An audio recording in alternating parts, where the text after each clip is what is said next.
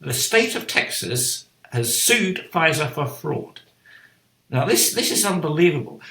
This really is at the heart of the death of science.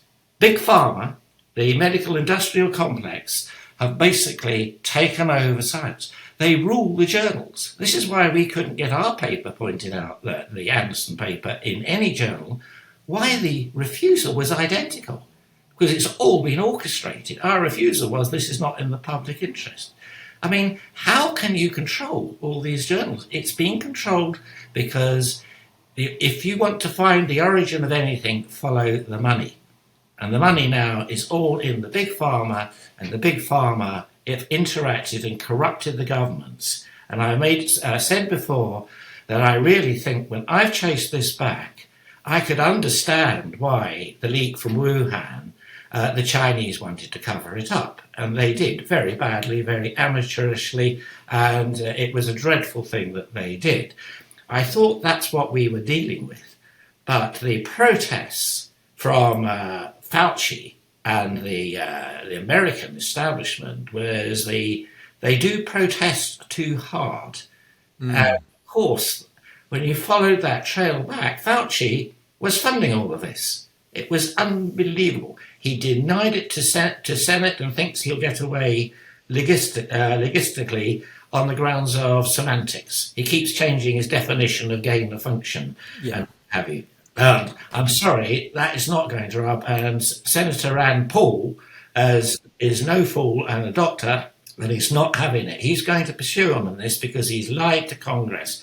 He's had far too much power for far too long, and to be able to intimidate people to sign up and write papers which they don't believe in, otherwise their career will be. This is what you would expect from Putin, not from a democratically elected democracy. Yeah. So having written supervised PhDs, MDs, 500 publications, peer-reviewed publications, all of a sudden, you don't get published. That's just incredible. And I agree with you. This is one heck of a good title. But to me, it's also really quite a terrifying title because the rationality of our whole civilization really is based on a belief in science, that we have common core views, that you can go back to something which is demonstratable, which is empirical, which says something accurate about the real world. And if we abdicate that, if we give that away, then what is our connection with absolute objective reality? And that sounds like a bit of an elitist sort of epistemological point, but I don't think it is. I think if we don't have an absolute bedrock of truth, that opens up the potential for a dark age of mumbo jumbo, and I see it as a real threat. I think that's a brilliant comment you made, dark age. I think we really are entering into a new era of the dark ages, like in the Middle Ages. These are the new dark ages unless we wake up, and we really do have to wake up. Science was a reaction to religion. Religion told us what was fact, what to believe. A lot of it derived from the Bible, and then extra added layers on top, and religion became an incredible control of populations and everything. Science was the first thing to rise up and query what we were told, which we could see with our eyes may not necessarily be true. And of course, the first great crack of the nut was science, was the fact that we were told that the sun rotated round the earth.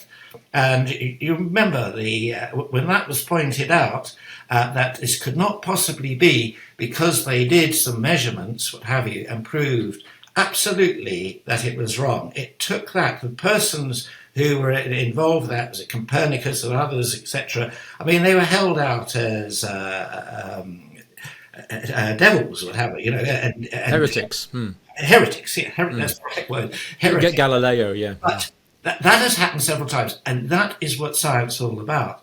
Now, the religious aspect had to learn to deal with that, but still hung on all the way through until science could challenge various aspects very well.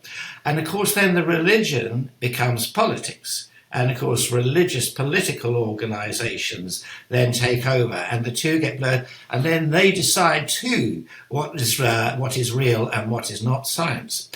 And I was reminded the other day that Hitler organised 100 scientists to publish and completely trash all the theories and ideas of Einstein and put him away, silence him and shut him up for good. Einstein replied, I don't care if it was along these lines. I don't care if you have thousands of scientists who all say I'm wrong.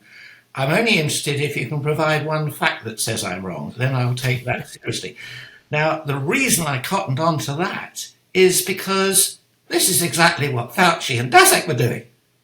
They were actually orchestrating loads of scientists to say this is all completely wrong.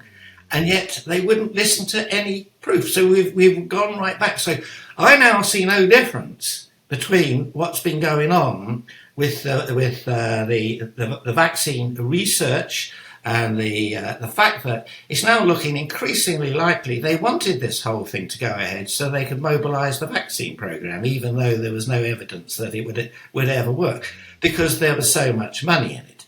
And I think it's just highly immoral. And this is really the death of science, where you have a complex which actually is now controlling the governments. And this is really made worse, writ large, by the fact the WHO have asked everybody to sign up to say that we need to control the next pandemic. And if we don't have a worldwide reaction to it, things could be pretty bad. So they're getting all the governments to sign up. Ours said they're going to sign up. A load of us have said, whoa, no way, because it's obvious, because they have recruited people who we know are extremely stupid in these things. And it's like Mitchie, who was on our stage, she's been recruited. Jeremy Farrar, who was head of the Wellcome Trust, has been recruited. Well, Farrar is complicit with Fauci and Gates and everybody in how they mishandled the last one. So they want a license to mishandle anything again. And I'm getting now incredibly cynical. I think the next pandemic will be arranged. I don't think it's going to be chance. And why do I say something which I would have said, be quiet, Gus, you're sounding like a conspiracy theorist here. Even 2 or 3 years ago, I would have said that. But looking at the facts, so we wrote the book, this Death of Science, and before that, I wrote The Origin of the Virus. So I've done hundreds, if not thousands of hours of reading, of primary tracks and everything, and history. I'm a great lover of history, and one of my very good friends is me too. Famous historian. And I've looked back at it. I actually began to raise the question if any of the great pandemics since after the Black Death and the Spanish flu, after the Spanish flu, 1918, as it were, whether anything since then has not been the result of a lab leak, nothing to do with the zoonosis jumping across. Obviously, some things can jump across. I mean, the biggest one in the UK was the Pirbright that led to the foot and mouth disease. But that did come from a laboratory. It came from incompetent plumbing, letting the agent out into the fields and grounds where passing cattle and horses picked it up. And then that problem was compounded by questionable modelling, wasn't it? Oh, thank you for bringing me to that.